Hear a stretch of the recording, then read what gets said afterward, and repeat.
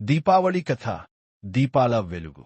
ఇది చీకటిని జయించి వెలుగును ఆహ్వానించే పండుగ. ప్రేమ, ఆశ, విజయం చెప్పే కథ దీపావళి. పురాణాల ప్రకారం ఈ రోజు లార్డ్ రామ రాక్షసరాజుని సంహరించి 14 ఏళ్ల వనవాసం తర్వాత అయోధ్యకు తిరిగి వచ్చాడు. రాముడి విజయాన్ని జరుపుకోవడానికి ప్రజలు ప్రతి ఇంట్లో దీపాలు వెలిగించారు.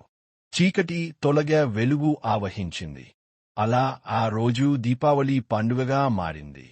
ఇంకో కథలో గాడెస్ లక్ష్మి ఈ రోజున సముద్ర మథనం ద్వారా జన్మించింది. కాబట్టి లక్ష్మీదేవిని ఈ రోజున పూజిస్తారు. ఆమెను ఆహ్వానించడానికి ప్రతి ఇంటిని శుభ్రం చేస్తారు, దీపాలు వెలిగిస్తారు.